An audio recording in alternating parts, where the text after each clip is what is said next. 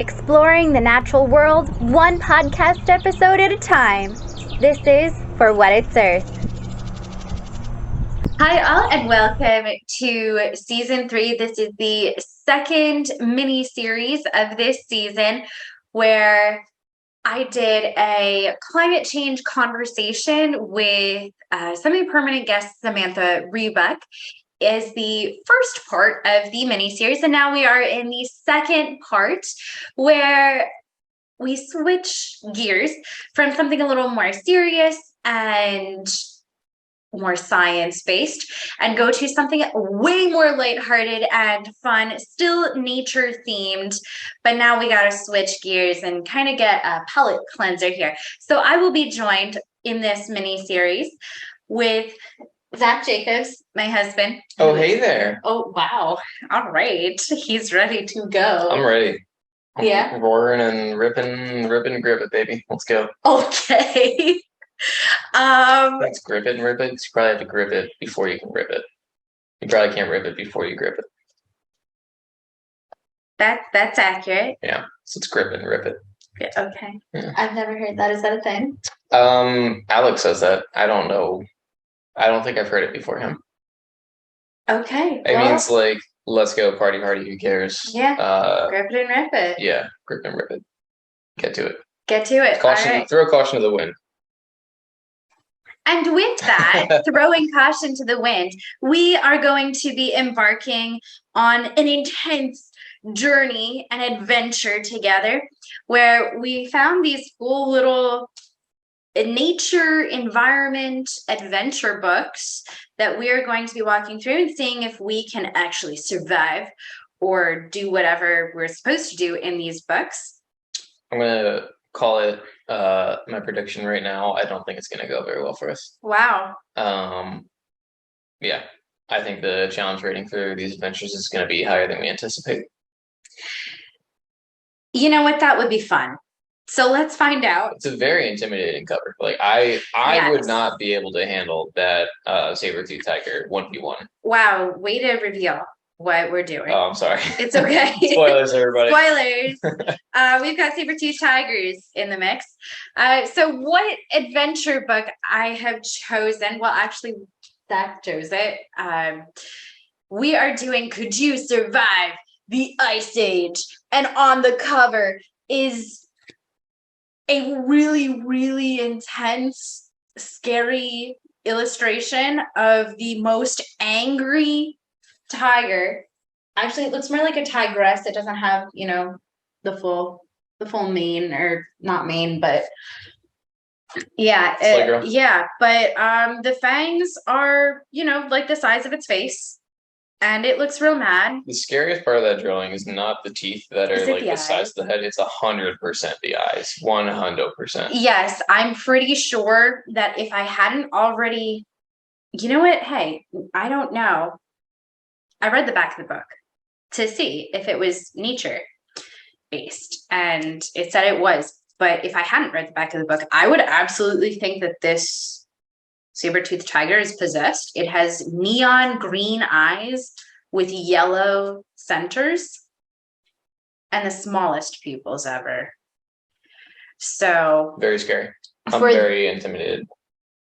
Yeah, for those who are watching this on the Patreon version, you have access to the video and you can see this crazy, absolute crazy saber-toothed tiger that hopefully we can defeat or survive all of this. Who knows? What are we waiting for? Okay. All right. So, could you survive the Ice Age?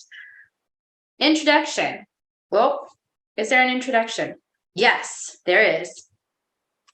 You. Me. Are an ordinary kid going about your everyday life. How old are you? 12. 12. Okay. He's an ordinary 12-year-old going about his life. Suddenly, Zack finds himself in a strange place and time. Woo! That was 12. Yeah, 12 is a strange place and time for me. This is accurate. Great. It's a period from a long time ago. The world looks different than anything you've ever seen before. Terrifying beasts roam the land. Danger lurks at every turn. Where will you find shelter? How will you get food? Will you ever see your friends and family again? But most importantly of all, can you survive? Chapter 1 sets the scene. Then you choose which path to take. Follow the directions at the bottom of each page, and the choices you make determine what happens next. All right. Turn the page to begin your adventure. Well, turn the page, girl. Send it. Okay. Whoa. Chapter 1, the Museum of Natural History. You and your classmates. What grade are you when you're 12? 6th, I want to say. Okay. Is that right? Oh. I think it was 15 in 9th grade, right? So math is hard for me right now. Sure. So what grade did you say? 5th? I said 12, so that's 3 years less. So then, 6th grade. 6th grade. Okay. You and your little rowdy bunch of almost junior high classmates are headed to a class trip at the Museum of Natural History. I can't wait to see what they have on display, your friend Jayla says. Oh gosh. I'm just excited to get out of class today, Mateo jokes. Classic Mateo. Classic Mateo. You and Jayla roll your eyes. Audible eye roll. Audible eye roll. Mr. Andrist stands at the front of the bus. Okay, students, he says, once we get off the bus, a museum guide will lead you through the exhibits of the Pleistocene epoch. Turn the page. Okay. Wow. Okay, there's a lot of turn the page.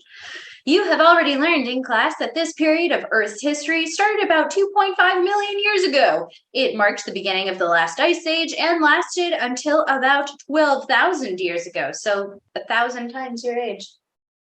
Wild. Yep. Weird coincidence. That's going to come in handy later. Yes, it is. Keep that in your noggin. Calling it. Yep. In Mr. Andrews' class, you have studied animals called megafauna that lived during the Pleistocene epoch. Many were giant versions of modern-day animals such as the cave bear and the saber-toothed tiger. This time period is also when modern-day humans evolved. When Mr. Andrews stopped talking, your classmates file off the bus. In front of the museum's glass door stands a young woman with a name tag that reads Rebecca. Oh. Is she hot? She's still in my heart. Absolutely. Okay. Yes. Cool.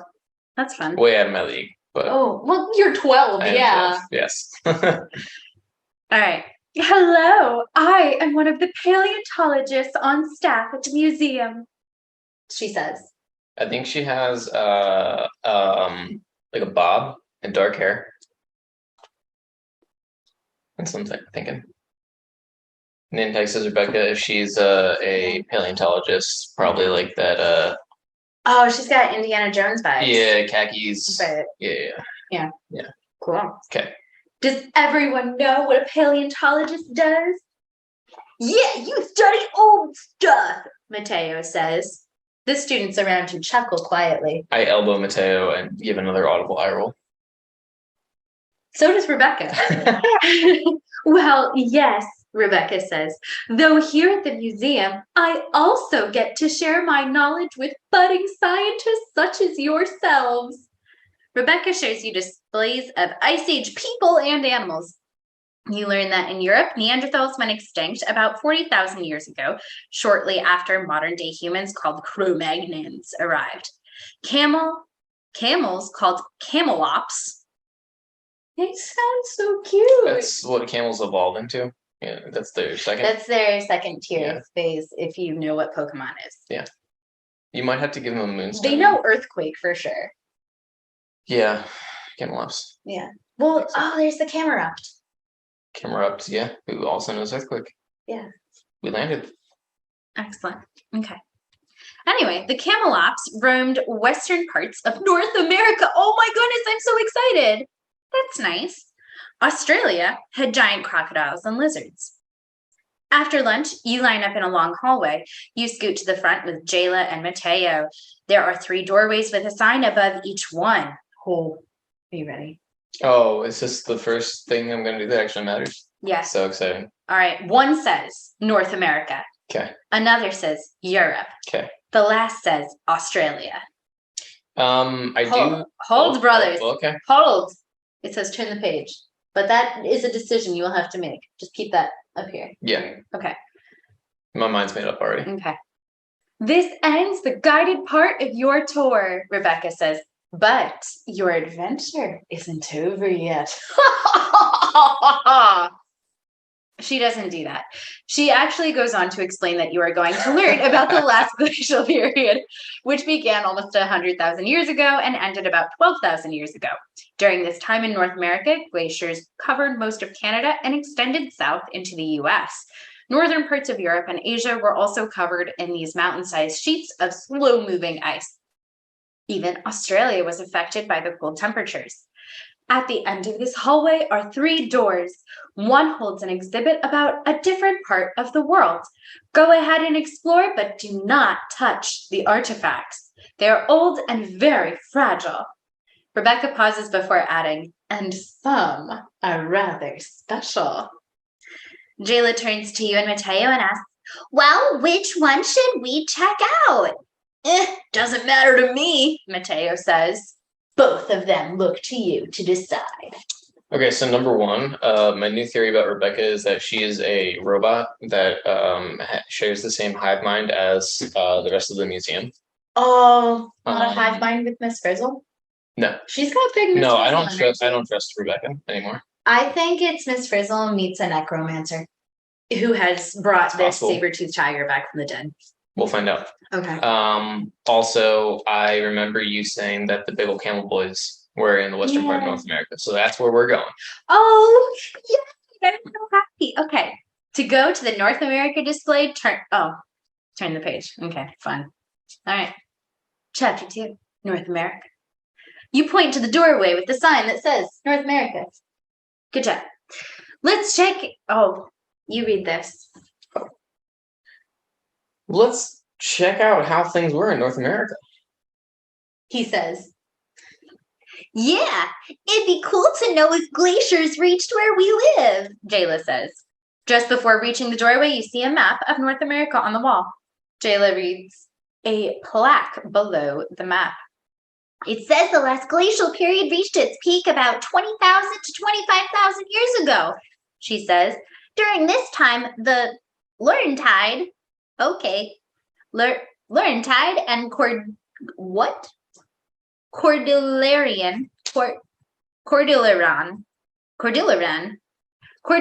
ice sheets covered most of Canada and parts of the US. The doorway opens up into a large exhibit right there. You see a woolly mammoth and a saber-toothed cat. I feel like I chose wrong. I'm so scared already. Yeah, well. Oh, we got Clovis people coming up. Okay. You and your friends wander over to a diorama of a village of Clovis people. They are believed to be some of the first people to live in North America. In front of the display, you notice something odd on the ground. It looks like a spear has dropped from one of the figures. The 3 of you all are drawn to the spear. You're not supposed to, but you all bend down to pick it up at the same time. And as you touch the spear, you feel a slight tingle in your fingers. Definitely not because you accidentally touched Jayla's hand. Mateo's. Oh, that's cute. Then a cool breeze wraps around you and you shiver. Did you feel that? Jayla asks. Mateo says, feels like we're in the Ice Age, man. You look back at your friends and are surprised to see them standing on the edge of a cliff. Oh, no. A river rages beneath it. I think we are. He blurts out in shock. He glances around at his new surroundings and feels a cold gust tousle your hair. What happened to the museum, dude? Mateo cries out in fear. I don't know, Jayla answers nervously, but I want to get down from here. To the right, the ground slopes into flat plains as far as the eye can see. To your left, the ground rolls into grassy hills with brush and trees dotted throughout. Where would you like to go? We're going to check out the trees. Thank goodness, because if you went to the plains, it's just another turn the page. Page 19. All right, let's go.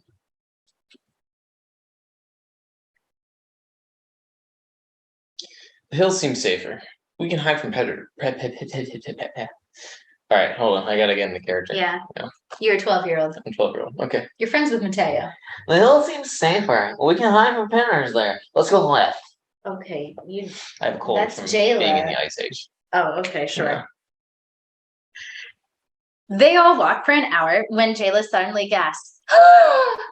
Lurking in the grass in front of you is a large cat with two very long canine teeth, and it snarls menacingly. Is that your cat? I think that was when our dog is grumpy and sleepy, more than a saber-toothed tiger, but I've also never met a saber-toothed tiger, so I don't know. You might be right. Oh no! I have, however, seen Ice Age. Okay, listen. So I can't just Diego did not quite sound that way. whatever. Deal with it. Mateo's mad. Mateo's mad at me. He gulps in fear. Is that a saber-toothed tiger? Mm-hmm. It sure looks like one, Jayla says. The cat crouches on its back haunches and do we die? The cat crouches back on its haunches and growls. You know that saber-toothed tigers are carnivores, like modern-day big cats. They eat other animals for food, and you now realize that not only can you hide from predators, but they can hide from you too. What do we do? Jayla asks. Oh, they have a picture of the saber-toothed tiger. Us becoming cat food? Oh. No, no, fortunately not.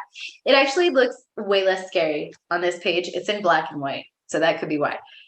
You could make a run for it, hoping that people aren't part of the saber-toothed cat's diet, or you can stand your ground, hoping that 3 kids are too threatening for the cat to risk attacking.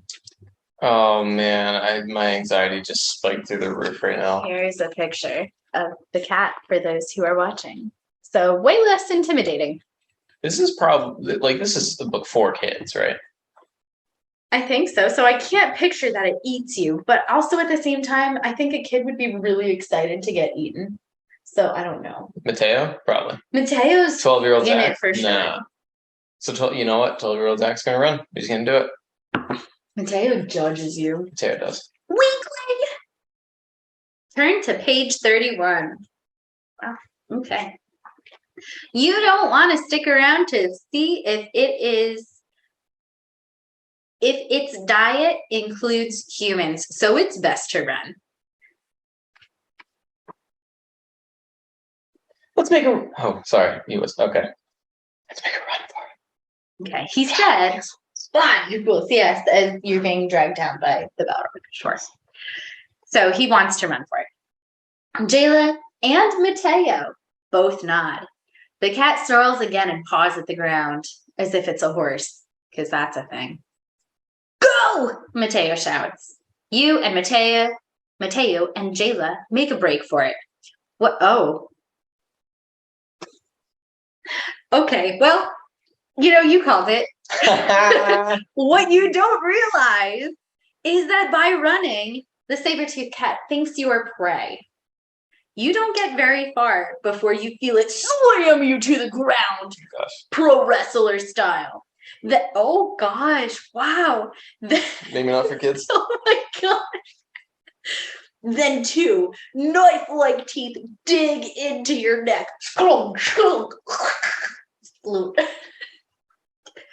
The saber-toothed cat quickly ends your life. The end.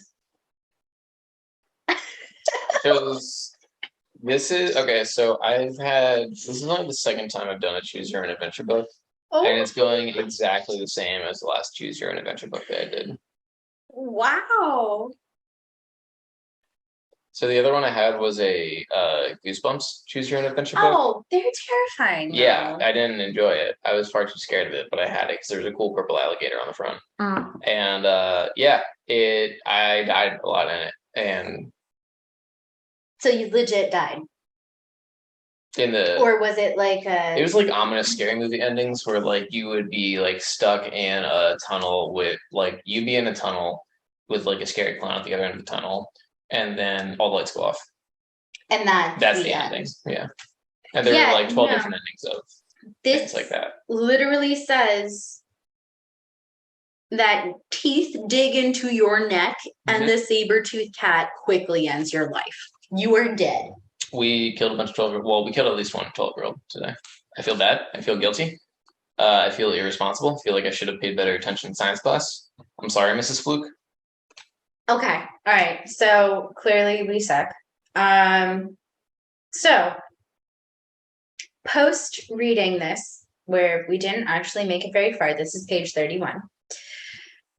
What do we think? Was this true to nature or not true to nature, or what are our thoughts as nature peoples? I know almost nothing about animals. So this is good for me. I'm going to be learning a lot. I know that there are, at least I've been told, like if you find a bear in the woods, there are different things that you're supposed to do based on what kind of bear that you find, and I can never keep them straight, but I know some of them are to like get big and scare the bear away. Yeah. And some of them are to run. Yeah. I don't know how closely related bears and saber-toothed tigers are, however, they're both predators. They are both predators. Yeah. I could see there being truth in this, that what it said about the cat thinks that you're prey because you're running. However, think of like a kitty cat, like an actual like little kitty cat. Like you have the and you have the like the stick with the feathers and the mouse, and you want to make it move. Right. That makes sense. And then they get down on their wiggle butts. And they're really adorable. Yeah. Yeah. Okay. Straight up murder. Yeah. So that makes sense. I think in my head I was seeing this like a movie.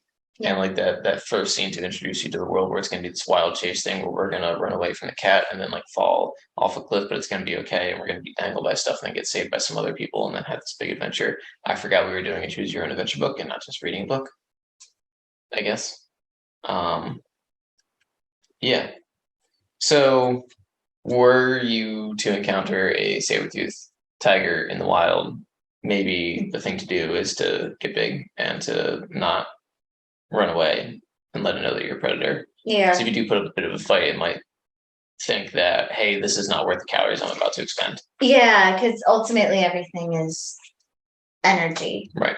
Do I conserve energy or not? Like a cheetah, even if it can run super, super fast, if the antelope is too far away, or gazelle or whatever it is, right, it's not going to, because it knows it can't get there. Yeah. So I guess thinking about predators now, something like a bear or a cheetah or a wolf is likely to go after things that are not going to fight it. Like if a bear tried to eat a wolf, it might win, but it's probably going to be a lot harder for it than like that wolf is going to mess it up a lot, and then now it has to deal with injuries, even if it does successfully eat the wolf. So if we it's not going to come down unscathed. Whereas it might with like an elk or something. So if we think about nature in terms of like it's about efficiency and survival. Yes. Yes. Absolutely. All right. Shall we see what would have happened if we got big? Yeah, let's do that. Okay. Activate our time turners. What should our noise be? I feel like going back in time. Cool. I feel like you don't love it. Well, that's kind of the same noise as when we went back in time to when you were 12, to the weird, strange place. The Wayback Machine. Yeah. It's another Wayback Machine. Okay, we just have those. Yeah. Okay. So we stand our ground on page 27. Okay. Are you ready for this? Because it pretty much just tells you how much of a fool you were. An absolute dingbat. Oh, good. You all know that you could never actually outrun a saber-toothed cat. Probably true. Little did your past selves know. Wouldn't have thought that I could fight a saber-toothed cat either, but I don't know. If you did run, it would just think that you were prey and pounce. Obviously. Yeah, every 12-year-old. Every 12-year-old, especially Mateo. Yeah, especially when you've been paying attention in Mrs. Fluke's science class. Yeah. So, You decide to stand your ground and hope that the three of you can scare it away. Yo, man, do what I do, Mateo says. You all raise your arms, trying to look as big as you can, and you shout at the top of your lungs. Oh, that's Jayla. Get! Papa? No. Get! Shoot! Jayla yells as she jumps up and down. Yeah, you big scary cat! Mateo shouts as he wriggles his arms all about. Wriggles his arms. The saber-toothed cat stops. Oh? It looks unsure about what to do, and it growls. You growl this time. Oh, that was way better. Thank you. Yeah, way better than mine. It growls as you continue to shout and scream. It growls. Okay, as you continue the first one. to shout and scream, but it slowly slinks backwards. It does the Nick Miller backing out. Yeah. You don't stop what you're doing until the cat turns and pads away.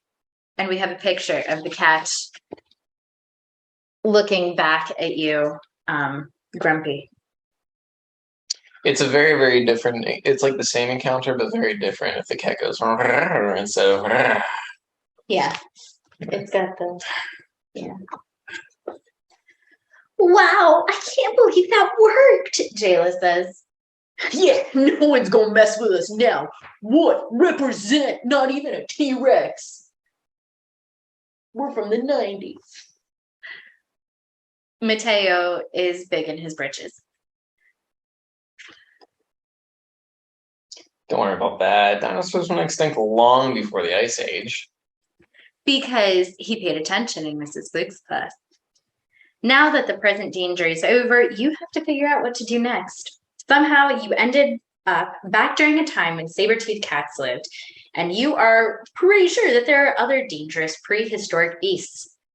We should seek shelter or maybe find water, Jayla says, and then she points to something off in the distance. That looks like a river. You see sunlight glinting off of waves. So we're by the coast, western North America. Maybe it's an absolute ginormous river that has waves. Sure. We're not like coast of California here. I mean, Oregon, Washington. When was Pangea a thing? Like how standard US is the shape of this place? I feel like Ice Age was after Pangea, but I could be wrong. Yeah, I'm gonna say Ice Age was after Pangea, for sure. So what do you think? Sure. Snake River, Colorado? I'm gonna say western coast of Washington. Cool. That's what I'm gonna say. Well, he sees sunlight glinting off of waves. Let's head that way. Sorry, that was your line. Let's head that way. Good job. Yeah, as long as we head in the opposite direction of that cat, I'm good, Mateo says. You walk for more than an hour before coming to a raging river. There's no way that you can swim across. You called it the river. Ready. Well, Jayla thought it was a river. I don't know. To continue on, you need to follow it north or south. Glancing in either direction, all you see is grassland everywhere. Does it even matter which way we go? Mateo asks. And Jayla looks south, and north. I don't really see much of a difference, but as long as we stay to the river, we'll have water. It is up to you to decide. So I chose wrong last time. Then we backtracked, so there is a right choice.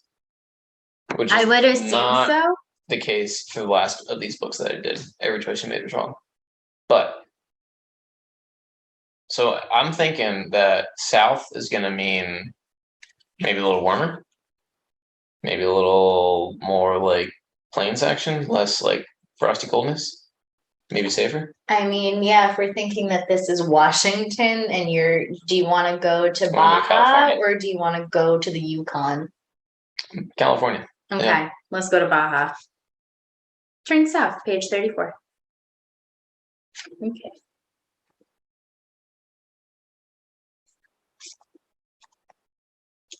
Let's head south. If this is the Ice Age, we don't want to head north. That's where the glaciers are. Yeah, that's what I was gonna say. Mateo says. Of course. Your group turns south, following the river. You have water to drink whenever you're thirsty, but you're unsure about eating any of the berries or plants you see. They could be poisonous, but soon your tummies be grumbling. Let's take a break.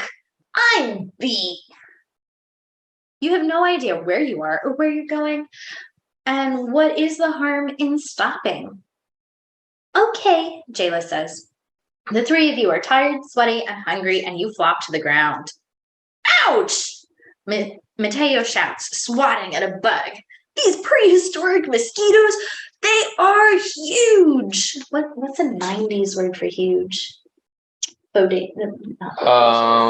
Huge gigantoid, maybe. These mosquitoes are gigantoid. Quiet, everyone. I think I hear something. And the three of you listen quietly. Over the sound of water, the buzz of insects, you hear voices. It's people. We should go investigate, Jayla says, and you walk quietly in the direction of the voices. You keep your heads down and duck behind bushes as you creep along. Then you crawl up a hill and peek over the top of it. In the distance, you see a large fire in the middle of a small village. The shelters look somewhat like Native American teepees, but they are built out of plants. And there is the picture for those watching. They are cute. They look like yurts. Nice. I'm pretty sure there's a skeleton, though, in the middle of it. Gotta eat. Gotta eat. Theodore didn't make it. That was his name. Oh. Rest in peace, Theodore. Oh, Theodore. Okay. Yeah. They might be Neanderthals, Mateo says. No, those lived in Europe, not North America, silly. Jayla says. Those are the Clovis, like the people in the diorama back at the museum. You don't know much about these ancient people, and you certainly won't understand their language, and you definitely don't know if they're friendly. So maybe it would be safest to avoid them. But then you don't have food, shelter, or a means to start a fire, and they have everything you need. What do you do? All right, so with the tiger, we failed to put ourselves in the minds of the tiger. We didn't think it through. We made a rash decision. So it seems to me that Book is right. We do not have fire, shelter, food, etc. We're going to need those things, or we're toast. So it sounds like we're toast if we don't. And it sounds like if we do go check out the Clovis, then we might be toast. They gonna eat you. They might eat us, just like poor Theodore, rest in peace. Or there's a chance that they'll take us in, teach us their ways, indoctrinate us into their society. I'm excited for you 12-year-olds to be indoctrinated. So I feel like we don't have any choice but to go say hi to the Clovises.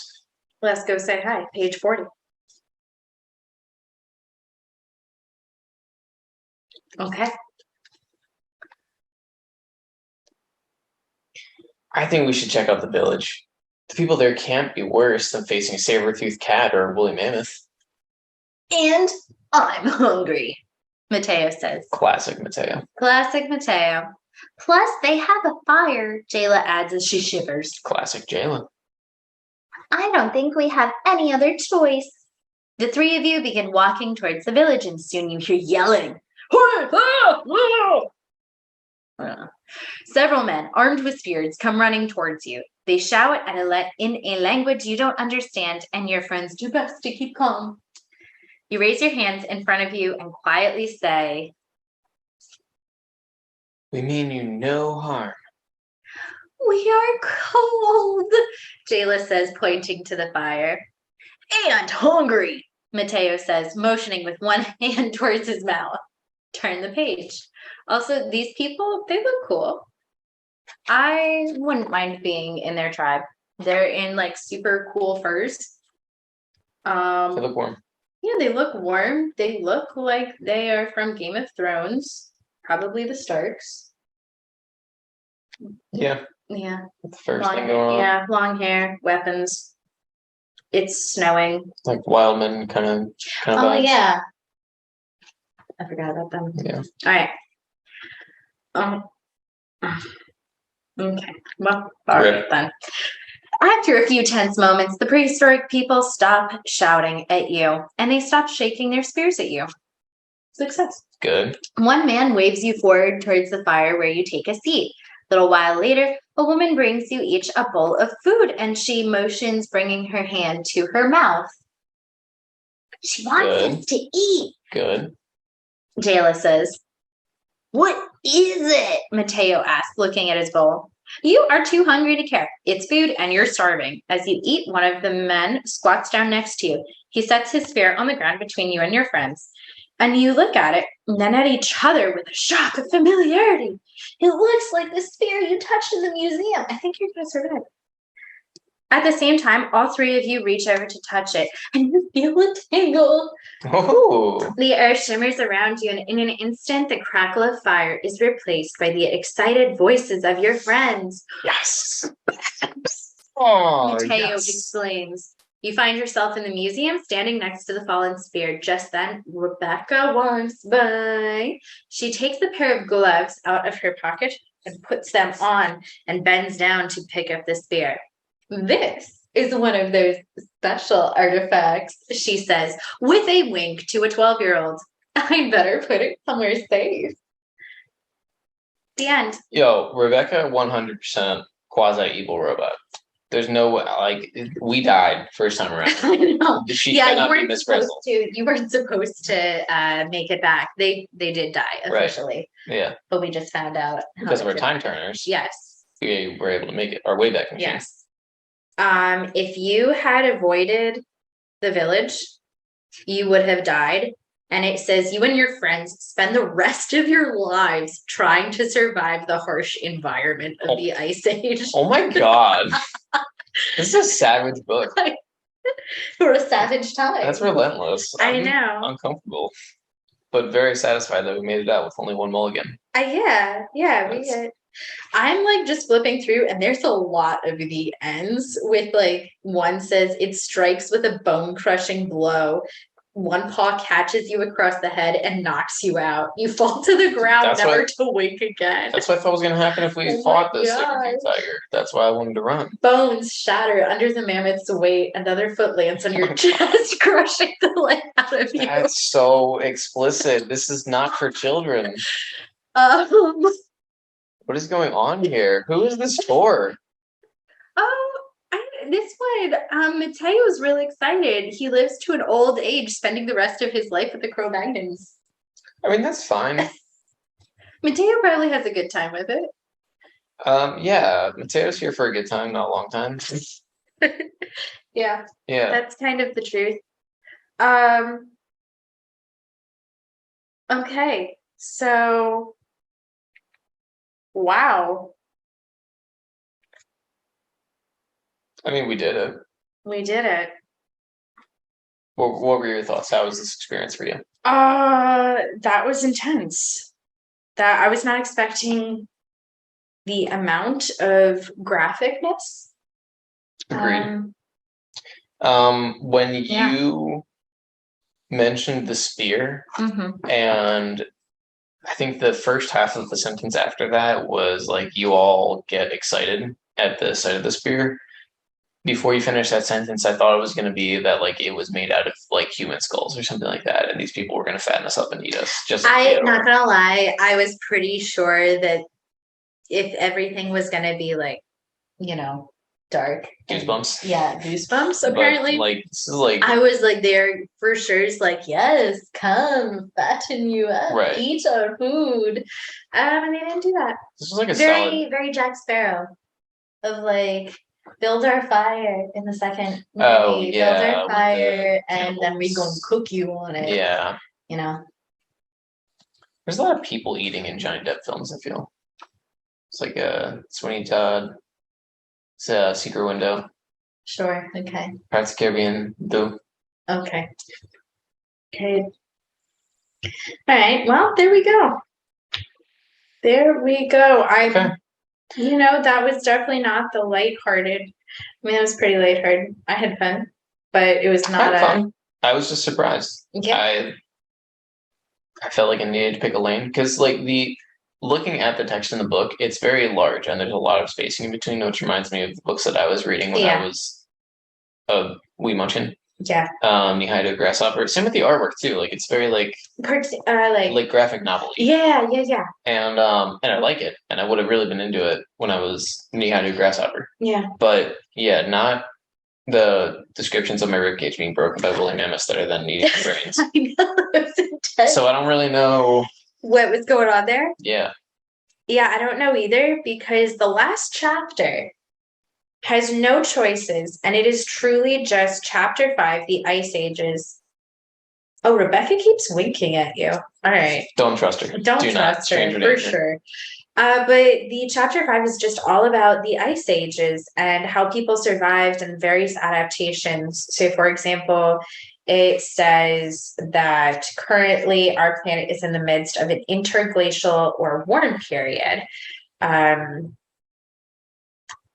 Another cool factoid is, as the planet cooled over millions of years, the Andean Saharan Ice Age caused Earth's first mass extinction. About 86% of all plant and animal life died out due to the cooling. Another mass extinction happened during the Karoo Ice Age. Nearly 75% of plants and animal species died out. So if we look at that, like multiple mass extinctions, and yet here we have still what I would consider a lot of biodiversity on the planet.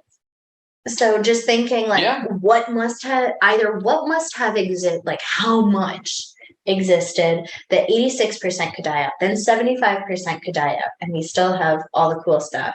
Right. Or how incredible is it that things have been able to adapt and overcome and create new life out of those mass extinctions? A wise man, very wise man once said, life finds a way. Jeff Goldblum.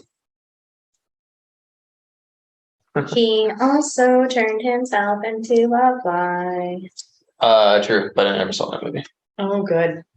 That's on par with getting your ribs crushed by a woolly mammoth. It was dark. It was gory. I watched it way too early in life. The Fly? Yeah. I think that was the only movie that gave my dad recurring nightmares. Yeah. They show the melding of molecules between man and fly, and it was gross. It was so gross. So gross. Animorph style. No. Goosebumps style. Stephen King, wasn't it? I don't know. Edgar Allan Poe. I don't know. It was dark. Yeah. So ultimately, scientists are continuing to study the effects of climate change and how we might be able to slow or stop it. Sam, previous guest, yes, and I are some of those scientists. Not that we are top tier scientists, but we're cool people.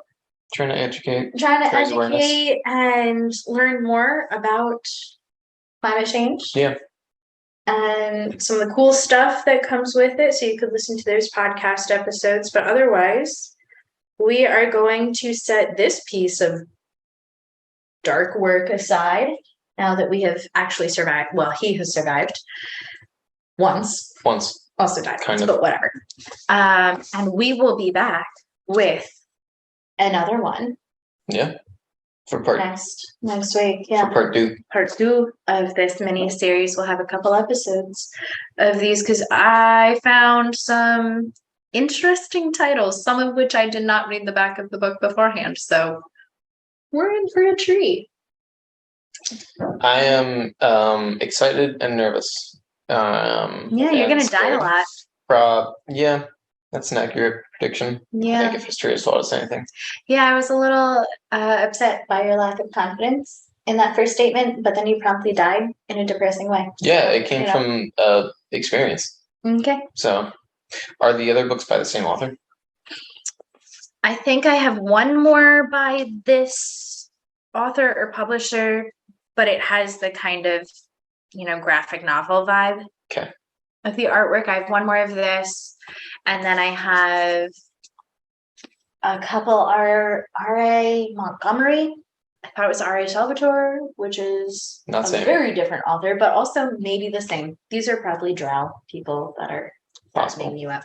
Well, shout out to Yeah. Blake Hoena for Yes. supplying us for authoring this. Yes. There we go. Are there any other shout outs you would like to give? Oh man. I don't know. Shout out to Mrs. Fluke, my 6th grade science teacher, There you go. who I still remember. And I'm She must 30 have now. made a really big impact then. She did. She was a very good teacher. I remember it a lot from her class. Most of what we learned was, I guess I shouldn't say that. Most of what we learned was marine biology, and I think I did. Yeah, it was a That's good experience. cool, though. She was a good teacher. She was Awesome. great. Yay, importance of educators. She taught us karate too. Well, there you go. Yeah. That probably did something for you. Yeah, karate's cool. Karate's cool. Yeah, every kid loves karate. I think that's accurate. Yeah. Yeah, in my experience. Well, excellent. Shout out to Mrs. Fluke. Mrs. Fluke. There we go. Awesome. I am going to shout out very quickly my Patreon, where you can, most of you are probably listening to this on Spotify or whatever podcast app you have. However, if you are on my Patreon, which is patreon.com/the art of ecology, you can actually watch this and see the art in the book and understand why we are so terrified of this saber-toothed tiger on the cover, as well as see some of our Gesticulations. gesticulations and acting out of these scenes. And frankly, also, both of us are having phenomenal hair days. So you get that. That is true. Mainly him, Just but saying. that's okay. Your hair's also, you got a hair cover, isn't it, girl? You dyed it. It looks great. Well, cool, thanks. Yeah. But if you go there, not only will you be getting the cool version of this podcast with the video version, however, you will also be supporting the educational content that I am able to be putting out. You will be helping me to create another season 4 of this podcast, as well as furthering my ability to teach and continue to teach the public about the incredible ecosystems that we're a part of. So you could head over to that. And that is at patreon.com/the art of ecology. And with that, thank you so much for digging deeper into the natural world, learning about the ice age and the animals and some of the adaptations, predators and prey relationships, things like that of the ice age. And with that, we will see you next week on For What It's Earth. Bye.